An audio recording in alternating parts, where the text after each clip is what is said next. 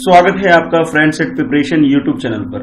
और इस चैनल पर रोज शाम को 7 बजे मैं लेके आता हूं आपके लिए टेस्ट सीरीज जो कि आपकी टीचर सिलेक्शन एग्जाम से रिलेटेड है। तो इस वीडियो में मैं बात करूंगा पेडागोजी, टीचिंग साइकोलॉजी और चाइल्ड डेवलपमेंट से रिलेटेड क्वेश्चन की। ठीक है, तो मेरे साथ जुड़िए और इस क्वेश्चन की प्रैक्टिस करिए जो आपके एग्जाम के लिए काफी यूजफुल है अगर आप केवीएस, डीएसएसबी, सीटेट वगैरह एग्जाम की तैयारी कर रहे हैं। तो चलिए स्टार्ट करते हैं। ये टीजीटी, पीजीटी और पीआरटी सभी के पोस्ट के लिए काफी यूजफुल है। Cognitive development is supported by your options are conducting relevant and well designed test as frequent as possible, presenting activity that enforce traditional method, providing a rich and varied environment, defocusing more and on individual activity in comparison of collaboration. इस question में आपसे पूछा गया है जो cognitive development है यानी कि संज्ञानात्मक विकास जो है सबसे ज्यादा किसके द्वारा सपोर्ट किया जाता है। तो आपके पास जो ऑप्शन है, ऑप्शन में आपसे बोला कि conducting relevant and well defined test, कि कोई टेस्ट है जो वेल डिफाइंड है और फ्रीक्वेंटली जो पॉसिबल है उसको सपोर्ट करता है कॉग्निटिव डेवलपमेंट। पहले में ये बोला गया है। दूसरे में आपसे बोला गया कि presenting activity that response traditional method, मतलब ये क्या है कि एक ऐसी एक्टिविटी है जो कि ट्रेडिशनल मेथड का मतलब है जो पुराने टाइम से चलते आ रही है, उसको ये काफी सपोर्ट करती है, रीइंफोर्स कर रही है उसे, उसके बारे में बात की जा रही है। थर्ड में आपसे बोला गया कि ये जो है ये प्रोवाइड करती है रिच एनवायरमेंट और वेरिड एनवायरमेंट, मतलब बहुत ही अच्छी क्वालिटी का एनवायरमेंट प्रोवाइड करती है और वैरायटी प्रोवाइड करती है, इसके बारे में बोला गया। और लास्ट में आपसे बोला गया कि ये कॉग्निटिव डेवलपमेंट है ये सपोर्ट की जाती है, ये focusing on the individual activity in collaboration, comparison of collaboration का मतलब है ग्रुप एक्टिविटी, कि ग्रुप एक्टिविटी के कंपैरिजन में ये इंडिविजुअल एक्टिविटी है उसके ज्यादा सपोर्ट की जाती है। तो करेक्ट आंसर क्या है, अब आप अटेम्प्ट कर सकते हैं क्वेश्चन को। तो इसका जो करेक्ट आंसर है वो है सी यानी कि providing A rich and varied environment. यानी कि कॉग्निटिव डेवलपमेंट के अंदर क्या होता है कि किसी भी बच्चे को ये ध्यान दिया जाता है उसे ज्यादा से ज्यादा अपॉर्चुनिटी प्रोवाइड की जा जाती है, बहुत अच्छी रिच क्वालिटी की यानी अच्छी क्वालिटी के लिए, और वैरायटी ऑफ अपॉर्चुनिटी प्रोवाइड की जाती है तो एनवायरमेंट क्रिएट करके कॉग्निटिव डेवलपमेंट के लिए। ठीक है, तो सही आंसर इसका सी हो गया। तो चलते हैं फिर नेक्स्ट क्वेश्चन की तरफ। हाँ, इस क्वेश्चन में आपसे पूछा जा रहा है कि ह्यूमन डेवलपमेंट क्या है। ह्यूमन डेवलपमेंट इज, आपके पास ये 4 ऑप्शन है, इस 4 ऑप्शन के अकॉर्डिंग आपको ह्यूमन डेवलपमेंट को आइडेंटिफाई करना है। Your first option is quantitative यानी कि मात्रात्मक है कि उसके नंबर्स की टर्म्स में डिफाइन होता है ह्यूमन डेवलपमेंट। सेकंड आपसे बोला गया क्वालिटेटिव यानी गुणात्मक, यानी कहने का मतलब ये है कि ह्यूमन डेवलपमेंट जो है वो क्वालिटी पे ज्यादा फोकस करता है इन कंपैरिजन ऑफ क्वालिटी पे ज्यादा फोकस करता है इन कंपैरिजन ऑफ क्वालिटी की। ठीक है, नेक्स्ट इसमें बोला गया है कि जो ह्यूमन डेवलपमेंट है वो है unmeasurable to the certain extent, कि ह्यूमन डेवलपमेंट को हम लोग मेजर नहीं कर सकते, कुछ हद के बाद, कुछ टाइम के बाद उसे मेजर ही नहीं किया जा सकता। ये होता है ह्यूमन डेवलपमेंट। पहले मैं बोला मात्रा के फॉर्म में है, दूसरा बोला कि गुणात्मक गुणों के फॉर्म में। पहले मतलब मात्रा का मतलब है कि नंबर्स की फॉर्म समझिए, और गुणों के मतलब है उसकी क्वालिटी की बात की जा रही है। ठीक है, नेक्स्ट बोला गया कि इसको मेजर ही नहीं कर सकते, एक समय के बाद हम ह्यूमन डेवलपमेंट को मेजर करना ही हमारे लिए पॉसिबल नहीं है। और लास्ट में बोला गया both quantitative and qualitative both, यानी कि इसमें मात्रात्मक और गुणात्मक दोनों है, यानी कि ह्यूमन डेवलपमेंट जो होता है उसे आप मात्रा की कुछ हद तक मात्रा की तक है और कुछ हद तक गुणों तक है, यानी कि गुण और मात्रा दोनों का कॉम्बिनेशन है ह्यूमन डेवलपमेंट। तो करेक्ट आंसर क्या है, आप इसे सिलेक्ट करिए, अटेम्प्ट करिए, फिर मैं बताता हूं। हाँ, अगर आप लोगों ने क्वेश्चन अटेम्प्ट कर लिया है, अगर डी किसी ने आंसर अटेम्प्ट किया डी तो वो सही है। क्यों? क्योंकि ह्यूमन डेवलपमेंट है जो मानव का जो विकास, जो ह्यूमन बींग्स का जो डेवलपमेंट होता है उसके अंदर हम दोनों चीजें आती है, यानी कि क्वालिटी भी आती है, क्वांटिटी भी आती है। यानी कि क्वालिटी का मतलब है यहाँ पे गुण जो भी है वो भी आते हैं, और उसका नंबर्स की बात, यानी कि इसको नंबर्स की कुछ हद तक नंबर्स के फॉर्म में भी आता है, और कुछ हद तक नंबर्स के फॉर्म के अलावा ऐसी चीजें भी होते हैं जो हम नंबर्स के फॉर्म में नहीं भी आ सकते, जैसे हाइट, वेट वगैरह है, इसे आप नंबर्स के फॉर्म में डिफाइन कर सकते हो। बट जैसे किसी का इमोशन है, इमोशन के लिए आप कोई नंबर रिप्रेजेंट नहीं कर सकते हो, ये इतना खुश होता है, ये इतना दुखी होता है, ये इतना गुस्सा करता है। इस तरह की जो इन्फॉर्मेशन है इसे आप किसी एक स्केल पे लेकर के मेजर नहीं कर सकते कि इसका कितना है, ये कितना है। ठीक है, अच्छा कुछ चीजें ऐसे हैं जिसे आप नंबर, वेट हो गया, किसी का ग्रोथ कितना कर रहा है वो, ठीक है, तो ये कुछ चीजें ऐसी है जिसे हम मेजर कर सकते हैं। अब कुछ चीजें ऐसी हैं जिसे हम मेजर कर ही नहीं सकते, इसलिए बोला गया कि ये जो ह्यूमन डेवलपमेंट है ये दोनों चीजों में गुण के अंदर भी आता है और मात्रा के अंदर भी आता है। ठीक है, तो करेक्ट आंसर इसका डी हो गया। चलते हैं फिर नेक्स्ट क्वेश्चन की तरफ। हाँ, इस क्वेश्चन को देखते हैं, ये नेक्स्ट क्वेश्चन है आपके लिए। इस क्वेश्चन में आपसे बोला गया है कि the nature nurture debate refers to, nature और नर्चर, ये जो डिबेट होता रहता है कि ज्यादा इंपॉर्टेंट क्या है, नेचर इंपॉर्टेंट है या नर्चर इंपॉर्टेंट है, ये जो डिबेट है ये रेफर करता है किस चीज को रेफर करता है। तो ये आपके पास चार ऑप्शन है, different different A B C D, ये चार ऑप्शन दिए गए हैं। आपको बताना है कि भाई ये जो टर्म काफी बार न्यूज में होता है, न्यूज नहीं मतलब आपके चाइल्ड डेवलपमेंट के पेपर में भी होता है, और जब एज ए टीचर आप जब क्लास में भी जाते हैं तो किसी भी बच्चे के बारे में अगर डिफाइन करना, किसी बच्चे के बारे में समझना हो, तो आप इन दो टर्म को लेकर के डिबेट में रह करके फिर उसका डिसाइड करते हैं कि बच्चे का क्वालिटी कैसी है, उसके बारे में जो जज करते हैं। तो आपके पास ये चार ऑप्शन है। सबसे पहला ऑप्शन जो ए, उसके बारे में जानते हैं, ये एक जेनेटिक और इन्वायरमेंट की बात करता है, यानी कि नेचर और नर्चर की जो मीनिंग है, जो डिबेट में जो मीनिंग होती है, उस मीनिंग को इन्होंने डिफाइन किया है कि वो जेनेटिक होता है और इन्वायरमेंट होता है। कहने का मतलब है नेचर को इन्होंने जेनेटिक बोल दिया और नर्चर को इन्होंने क्या बोलते हैं, इन्वायरमेंट बोलते हैं। फर्स्ट में तो ये बोला जा रहा है, ठीक है। नेक्स्ट यानी कि बी ऑप्शन में आपसे बोला जा रहा है बिहेवियर है, बिहेवियर का मतलब है नेचर, और नर्चर का मतलब इन्होंने इन्वायरमेंट बोला है, यानी कि नेचर को इन्होंने डिफाइन कर दिया चाइल्ड साइकोलॉजी के अंदर बिहेवियर से, और नर्चर के अंदर जो इसको डिफाइन कर दिया वो भी एज ए इन्वायरमेंट डिफाइन किया गया। तो करेक्ट आंसर क्या, आप अटेम्प्ट करिए इस हिसाब से। नेक्स्ट उसके बाद सी है, सी में बोला गया कि नेचर का मतलब तो इन्वायरमेंट है जो होता है, ठीक है। उसके बाद बोला कि नर्चर का मतलब बायोलॉजी बता दी, कि उन्होंने इस तरह से डिफाइन किया है पेडागोजी के अंदर कि भाई इन्वायरमेंट का मतलब नेचर हो गया और फिर नर्चर का मतलब हो गया या बायोलॉजी, ठीक है। नेक्स्ट बोला जा रहा है आपसे कि भी जो नेचर होता है, नेचर मीन्स होता है इन्वायरमेंट, ओके, नेचर का मतलब इन्वायरमेंट, और फिर जो नर्चर है, नर्चर जो की जो डेफिनेशन इन्होंने डिफाइन किया उसका मतलब अपब्रिंगिंग। चलिए अब डिटेल में डिस्कस कर लेते हैं इसका जो करेक्ट आंसर है इस क्वेश्चन का। तो करेक्ट आंसर हो गया आपका ये फर्स्ट हो गया, फर्स्ट यानी कि जेनेटिक एंड इन्वायरमेंट। कैसे बात कर लेते हैं हम, देखिए अगर आप लोगों ने क्या नाम है उस डेवलपमेंट टॉपिक को अच्छे से पढ़ा हुआ है, चाइल्ड डेवलपमेंट के अंदर डेवलपमेंट टॉपिक को पढ़ा हुआ है अच्छे से, ग्रोथ एंड डेवलपमेंट को बहुत अच्छे से पढ़ा हुआ है, तो आप इस क्वेश्चन का आंसर बहुत इजीली दे सकते हैं। वो कैसे, नेचर का मतलब होता है बच्चे जो हेरिडिटी के अंदर जो चीज वो लेकर के आते हैं। हेरिडिटी का अंदर मतलब है कि जो अपने पेरेंट्स से, अपने मम्मी पापा से, पेरेंट्स से जो गुण, जो क्वालिटी वो रिसीव करता है उसे तो हम हेरिडिटी यानी कि जेनेटिक बोलते हैं, कि उसके जीन्स के अंदर ही वो गुण मौजूद है। सॉरी, हाँ, नर्चर का मतलब होता है वो सारी चीजें जो अपने आसपास के इन्वायरमेंट से जो रिसीव करता है बच्चा, ठीक है, तो वो तो नर्चर हो गया। इट मीन्स ये हो गया जेनेटिक या फिर हेरिडिटी, तो जो है वो नेचर के अंदर आ जाती है, ठीक है। और नर्चर के अंदर क्या आ जाता है, नर्चर के अंदर इन्वायरमेंट आता है। तो क्वेश्चन में एग्जाम में आपसे जो भी थ्योरी हो, जितनी भी थ्योरीज हैं, उसके जो कीवर्ड्स हैं, कीवर्ड्स से को आपको बिल्कुल अलर्ट रहना है, उसकी डेफिनेशन आपको एकदम क्लियर होनी चाहिए।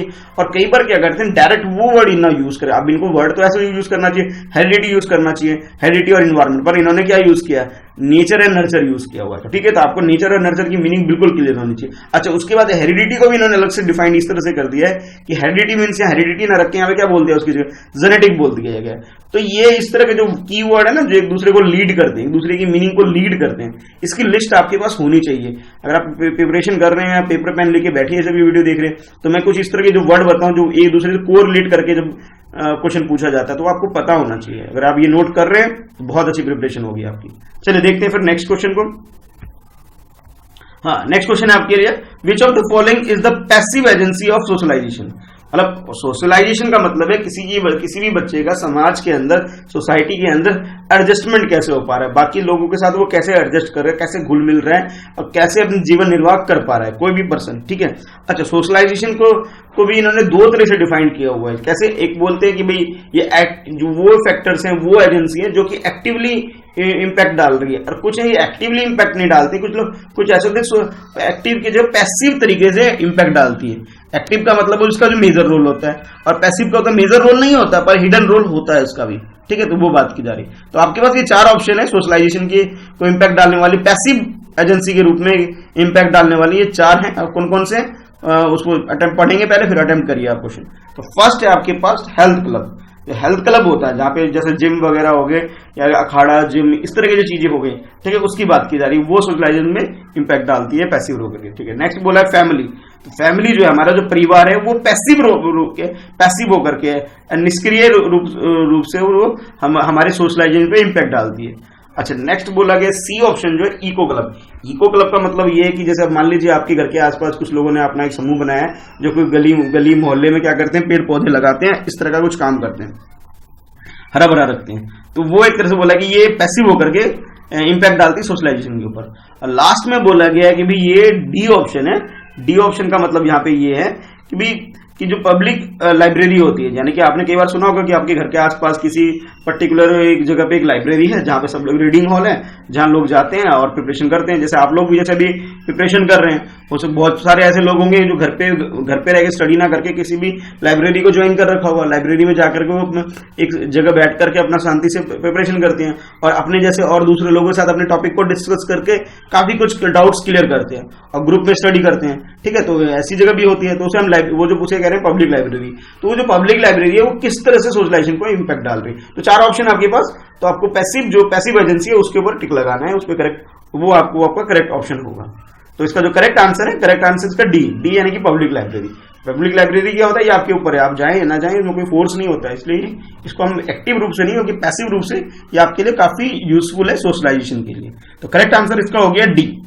ठीक है, तो चलते हैं फिर नेक्स्ट क्वेश्चन की तरफ। और नेक्स्ट क्वेश्चन कुछ इस तरह से है, और ये भी एक थ्योरी बेस्ड है, इसलिए मैं बार बार कहता हूं कि जितनी भी थ्योरी है उसको थोड़ा फोकस करिए, सारी थ्योरी को 1 by 1 नोट्स बना लीजिए, और रोज मैं एक ना एक थ्योरी डेली डिस्कस करता हूं। ठीक है, तो अगर आप एक पेज बना लीजिए, जैसे मान लीजिए ये वाइगोत्स्की की थ्योरी है, तो रोज कुछ ना कुछ मैं इसके बारे में बताता हूं, उसको एक जगह लिखते रहिए डेली की डेली, तो इससे भी आप पुरानी चीजों को कनेक्ट भी कर पाएंगे और फिर प्रिपरेशन अच्छी हो पाएगी।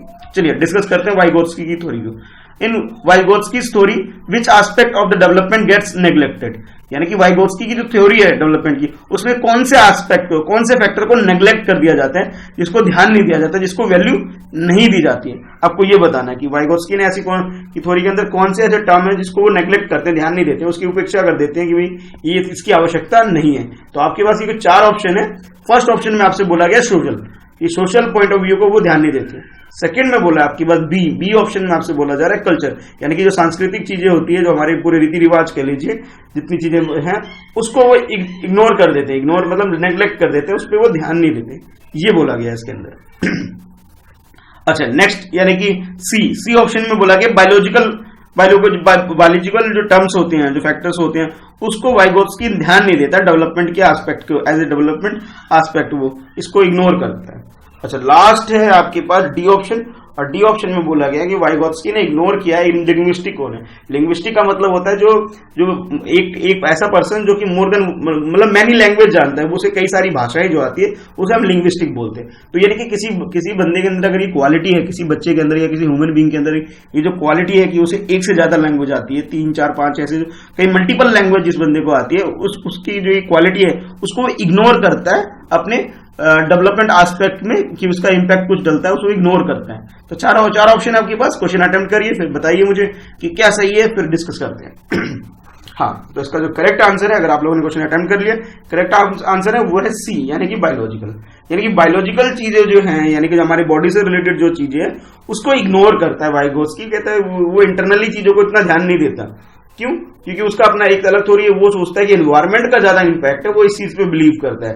यानी कि जो एनवायरनमेंट का मतलब है जो बाहर की चीजें हैं, ठीक है, यानी एक्सटर्नल फैक्टर को ज्यादा तवज्जो देता है, ज्यादा वैल्यू देता है किसी की डेवलपमेंट के ऊपर। जैसे आप देख सकते हैं ये सोशल, कल्चर और लिंग्विस्टिक, ये सारी चीजें आप इन्वायरमेंट से सीखते हो, कोई ये बाय बॉर्न ये सब चीजें आपके अंदर नहीं होती हैं। ठीक है, तो वो इन चीजों को तो वैल्यू दे रहा है, बट आपके अंदर जो इंटरनली जो आपके पास जो हेरिडिटी के अंदर आपको जो चीजें मिलती हैं, जीन्स में जो चीजें मिलता है, जो आपके अंदर जो बायोलॉजिकल कंपोनेंट है, उसको वो ध्यान नहीं देता।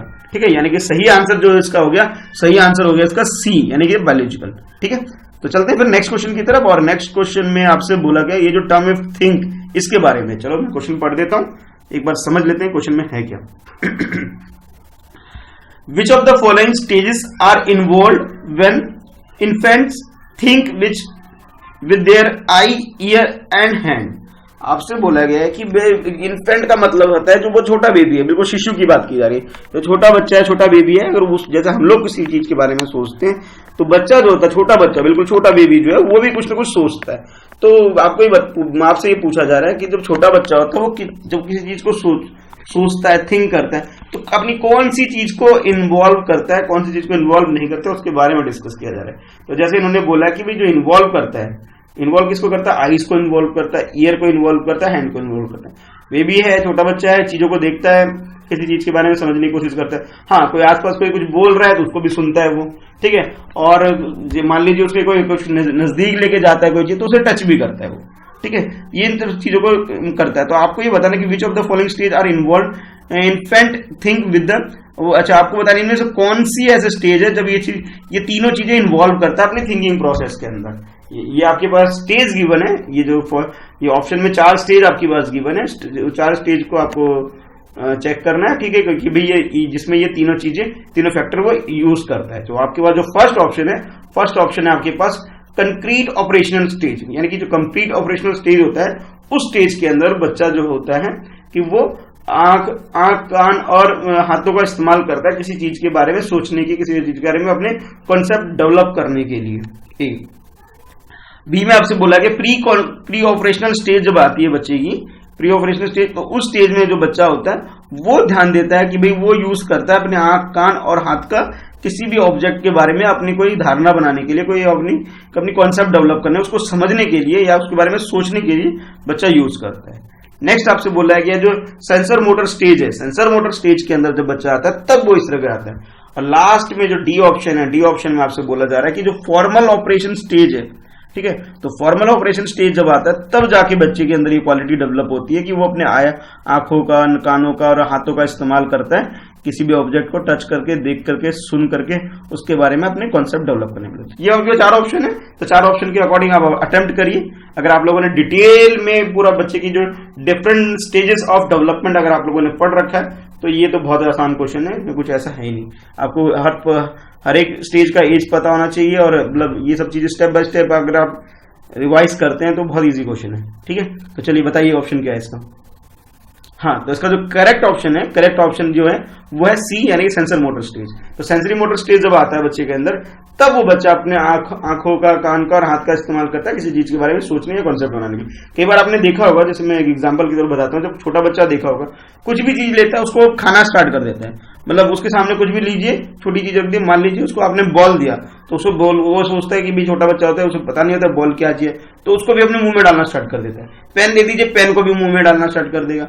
खाने की चीज देंगे वो भी मुंह में डालेगा, मतलब क्योंकि बच्चा है, छोटा बेबी है, उसको कुछ नहीं पता, तो वो कुछ भी चीज वो सोचता सारी चीज खाने की होती है, ठीक है। तो वो मतलब तो उस हिसाब से वो डालना स्टार्ट, आपने बहुत छोटे बच्चों को सब करता हुआ देखा होगा, जो चल फिर नहीं सकते उसकी बात कर रहा हूँ मैं, ठीक है। तो इस तरह की जो एक्टिविटी बच्चा करता है वो अपने आंखों का इस्तेमाल करता है, कानों का इस्तेमाल करता है, अपने हाथों का इस्तेमाल, हाथ उठाने के लिए, कान देखने के लिए, और वो किसी को और को सुनता है कि हाँ भाई ये चीज ऐसा ऐसा होता है। तो जो भी ये बेबी है, छोटा बच्चा है, वो इस तरह की एक्टिविटी करता है। तो ये जो करेक्ट आंसर हो गया, करेक्ट आंसर इसका सी, यानी कि sensory motor stage. Sensory motor stage एक ऐसा स्टेज है जब बच्चा अपने ऑर्गन्स को इन्वॉल्व करता है अपने थिंकिंग प्रोसेस के अंदर, ठीक है। चलो अब चलते हैं नेक्स्ट स्टेज, नेक्स्ट क्वेश्चन के ऊपर। नेक्स्ट क्वेश्चन है आपके लिए कुछ इस तरह है, और ये केस स्टडीज है। मैं कई बार बोलता हूं आपको जितनी भी केस स्टडीज है उसको जरूर पढ़िए, ज्यादातर एग्जाम में बहुत सारे क्वेश्चन इसके ऊपर बनते हैं।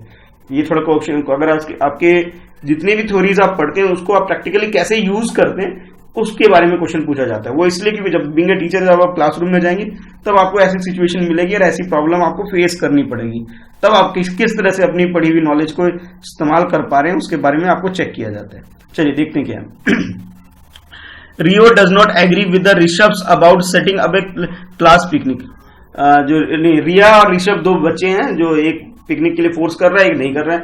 तो एक बच्चा उसको डिनाई कर रहा है, वो एग्री नहीं है उसके साथ। क्यों नहीं एग्री अब देखते हैं। सी थिंक, रिया सोचती है, she think that the rules can be revise to the suit and majority. वो कह रहे कि रूल्स जो है वो पहले से डिफाइन की जानी चाहिए। जैसे मान लीजिए कोई स्कूल है, वहां से कोई बच्चे पिकनिक पे जा रहे हैं, तो दो बच्चों में आर्गुमेंट है कि भाई एक थोड़ा सा कन्फ्लिक्ट हो रहा है कि इस बात को लेकर कि पिकनिक जाना चाहिए नहीं जाना चाहिए। तो एक बच्चा तो एग्री कर रहा है, ऋषभ जैसा बच्चा तो एग्री कर रहा है, पर रिया जैसी बच्ची वो डिसएग्री हो रही है। उससे डिसएग्री क्यों हो रही है? वो कह रही है रूल्स डिसाइड होनी चाहिए, रूल्स रिवाइज होने चाहिए, ठीक है। और वो फिर जो भी चीज मेजोरिटी में आती है उस पर फोकस होना चाहिए, ठीक है। ये बोल रही है रिया, ठीक है। अब आगे देखते हैं। आगे बोला जा रहा है this kind of peer disagreement according to the पियाजे रेफर टू द। अच्छा, पियाजे की जो थ्योरी है उसके अकॉर्डिंग आपको बताना है कि भाई ये जो एग्री और डिसएग्री से रिलेटेड जो है ये रेफर करती किस चीज को रेफर किया जा रहा है, इसके अंदर आपको ये बताना है। तो कुछ ऑप्शन है आपके पास। अगर आपने पियाजे के थ्योरीज को ठीक से पढ़ा हुआ है, अपने फर्स्ट ईयर सेकंड ईयर का जो पेपर होता है कि नाम चाइल्ड डेवलपमेंट या प्रोसेस ऑफ चाइल्ड लर्निंग, और इस तरह के जो पेपर को अपने अच्छे से प्रिपेयर किया हुआ है, इसकी तैयारी अच्छे से की आप लोगों तो बहुत इजीली आंसर दे सकते हो। देखिए देखते हैं फिर फर्स्ट ऑप्शन ये ए ऑप्शन में क्या है, हेटेरोजेनस मोरालिटी, ये जो रेफर करता है, मतलब ये जो पियाजे की जो थ्योरी है हेटेरोजेनस मोरालिटी, उसके बारे में ये एग्जांपल वहां से उठाया गया है।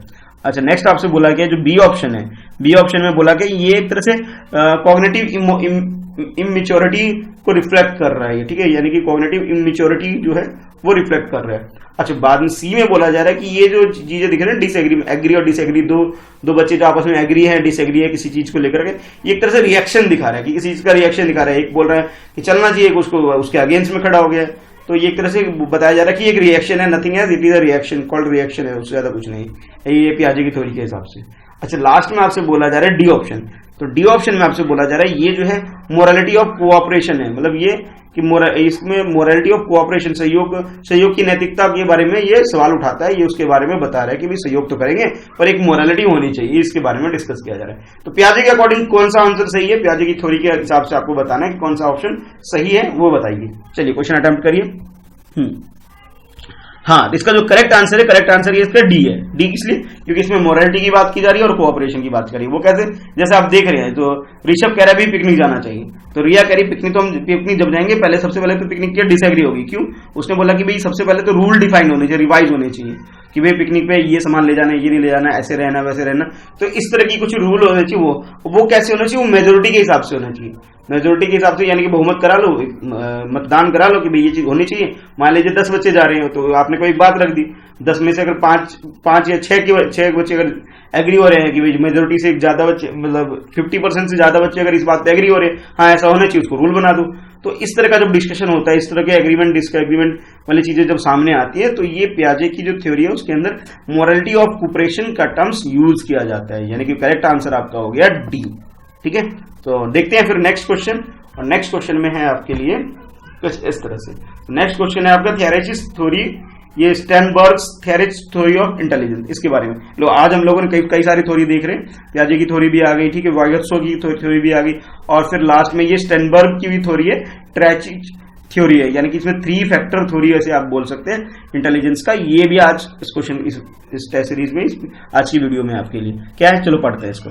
विच of the following is the form of Sternberg theoretic theory of intelligence, यानी कि उसकी जो इंटेलिजेंस की थ्योरी है स्टेनबर्ग की, उसके बारे में बोला जा रहा है कि ये इनमें से कौन सा फैक्टर, ये कौन सा ऑप्शन इसकी थ्योरी के बारे में से उठाया गया है। चलो देख लेते हैं क्या है। फर्स्ट आपके प्रैक्टिकल इंटेलिजेंस, यानी कि स्टेनबर्ग ने जो बात करता है वो प्रैक्टिकल इंटेलिजेंस के ऊपर वो बात करता है, ठीक है, ये बोला जा रहा है आपसे।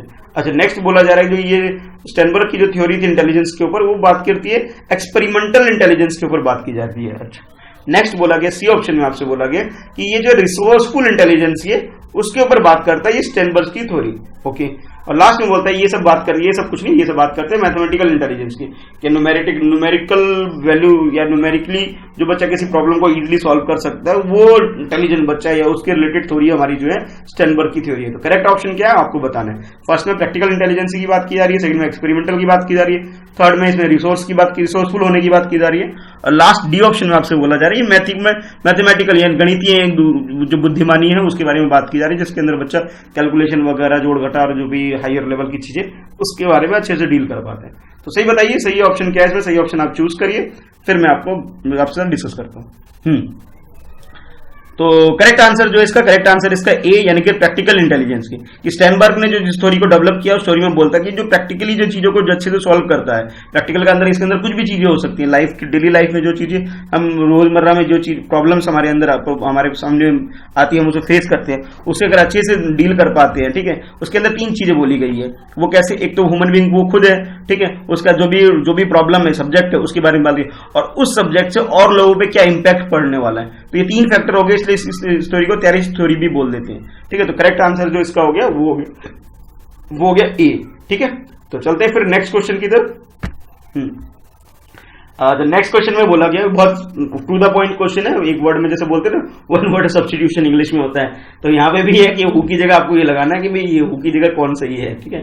तो इस तरह का क्वेश्चन है, इस तरह के जो क्वेश्चन आते हैं कि कौन पहली बार हुआ, ये इसका इन्वेंट किसने किया वगैरह वगैरह, इस तरह की चीज आपकी एकदम टिप्स पे, क्वेश्चन देखा और आपके पास आंसर होना चाहिए।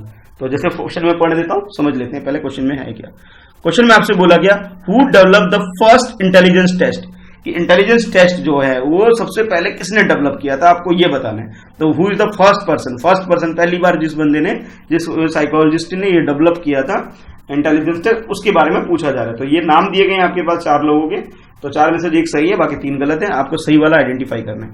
तो फर्स्ट ऑप्शन, ए ऑप्शन में आपसे बोला जा रहा है कि डेविड विक्सलर जो है वो उन्होंने इसको इन्वेंट किया, डेवलप किया, इसके बारे में बोला जा रहा है। सेकंड ऑप्शन बी में आपसे बोलता है अल्फ्रेड बिनेट जो है उन्होंने डेवलप किया है इंटेलिजेंस टेस्ट को।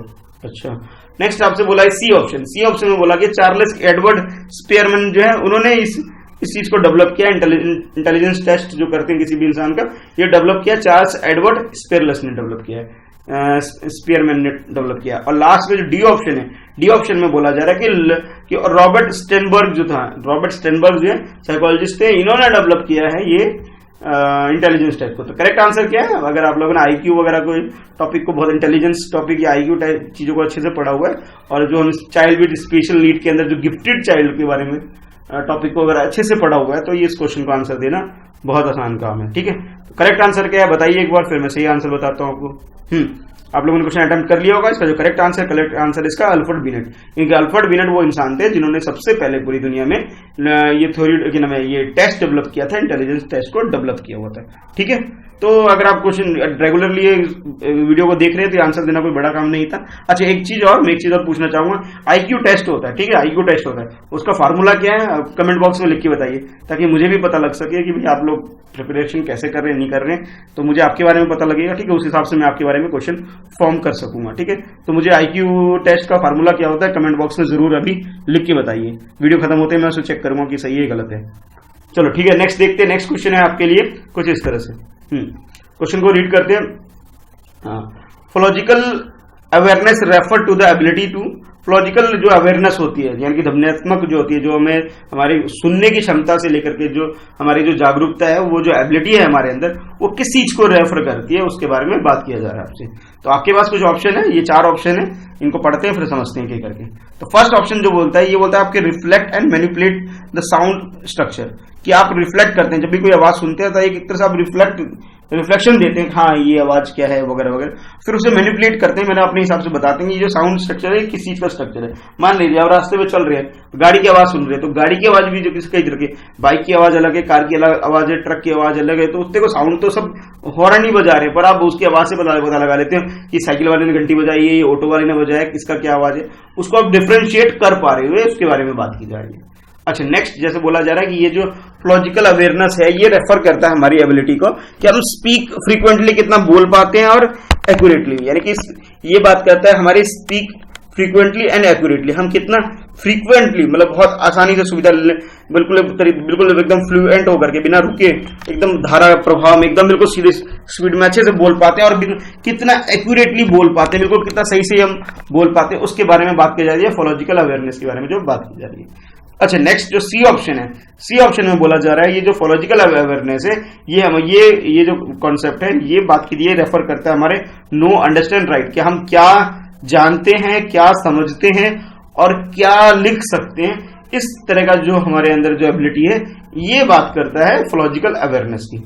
ठीक है, और लास्ट ऑप्शन जो है, लास्ट ऑप्शन यानी कि डी ऑप्शन जो है, जैसे आप लोगों ने इंग्लिश, अगर आप लोगों इंग्लिश या किसी भी लैंग्वेज की बात करें तो उसमें जैसे कहते हैं ना क्या नाम है, जो साउंड्स के बारे में जो है फिनोटिक के बारे में जो बात की जाती है, उसके बारे में बात करता है कि ये जो है फोलॉजिकल अवेयरनेस जो ये हमारी mastery the rules of grammar की, ग्रामर के अगर ऊपर हमारे रूल है, किसी भी लैंग्वेज की बात कर रहा हूँ, इंग्लिश हिंदी की बात नहीं, कोई भी लैंग्वेज है, किसी भी लैंग्वेज का अगर ग्रामर के ऊपर अगर आपका बहुत अच्छी पकड़ है, उस चीज का जो अवेयरनेस है अंदर, उस चीज के अंदर आपकी जो एबिलिटी है, वो डील करता है फोलॉजिकल अवेयरनेस। करेक्ट ऑप्शन क्या है सिलेक्ट करिए, फिर मैं बताता हूं आपको आंसर, सही आंसर क्या है। तो इसका जो सही आंसर है, जो करेक्ट आंसर है वो है इसका ए, यानी कि फर्स्ट ऑप्शन जो वो ज्यादा सही है। क्या इसके अंदर बोला जा रहा है, ये रिफ्लेक्ट करती है और मैनिपुलेट करती है साउंड स्ट्रक्चर, कि ये साउंड कैसे, उसकी जो पिच वैल्यू है ज्यादा कम, उस तरह से हम इसे आइडेंटिफाई, जैसे मान लीजिए कोई बर्ड है, तो बर्ड की साउंड है, या फिर कोई एनिमल है उसका साउंड है, तो आप उसके साउंड को ही सुन करके आइडेंटिफाई कर लेते हो एग्जैक्टली, बिल्कुल हाँ भाई ये आवाज किसकी, इस पर्टिकुलर एनिमल की है। ठीक है, अब ये आइडेंटिफाई कर लेते हो। जैसे मैंने थोड़ी देर पहले भी एग्जांपल दिया था आपको कि गाड़ियां बहुत सारी है, तो आप कौन सा व्हीकल की साउंड है जो हॉर्न दे रहा है आपको, वो भी आप पता लगा लेते हो। ये आपकी एबिलिटी है जिसे हम कहते हैं फोलॉजिकल अवेयरनेस। तो आज के लिए इतना ही है, ये पूरी वीडियो में आज के लिए इतना ही। कल फिर मिलेंगे शाम को 7 बजे। ये टेस्ट सीरीज जो टीचर सिलेक्शन एग्जाम से रिलेटेड मैं डेली शाम को 7 बजे लेके आ सकते हैं। इसके अलावा आप मेरे साथ सुबह 7 बजे भी जुड़ सकते हैं। सुबह 7 बजे मैं डेली लेके आता हूँ करंट अफेयर की वीडियो, जिसके अंदर जितने भी कॉम्पिटेटिव एग्जाम होते हैं, जिसके अंदर करंट अफेयर और जनरल स्टडीज से रिलेटेड जो क्वेश्चन बिल्डअप किए जाते हैं, उसके बारे में डिटेल डिस्कशन करता हूँ। और जो भी आजकल चल रहा है डेली जो न्यूज़पेपर में आ रहा है उस चीज के बारे में करते हैं, जिससे आपकी जो प्रिपरेशन है बहुत अच्छी हो सके। ठीक है, यानी कि शाम को 7 बजे आप अपने टीचर सिलेक्शन एग्जाम से तैयारी की रिलेटेड प्रिपरेशन को बूस्ट कर सकते हैं, साइकोलॉजी पेडागोजी टर्म्स को, और सुबह 7 बजे आप अपने आप को प्रिपेयर कर सकते हैं अपने करंट अफेयर जनरल स्टडीज के पार्ट को। ठीक है, तो फिर मिलते हैं अगली वीडियो में, नेक्स्ट वीडियो में। और अभी तक अगर आपने ये चैनल सब्सक्राइब नहीं किया है फ्रेंड्स एट प्रिपरेशन, इसे सब्सक्राइब कर लीजिए और बेल आइकन को दबा के उसमें ऑल पे टिक कर दीजिए, ताकि आपको सारी वीडियो का नोटिफिकेशन मिल सके ऑन टाइम और आप लाइव क्लासेस को अटेंड कर सके। चलिए फिर मिलते हैं नेक्स्ट वीडियो में, आज के लिए इतना ही है।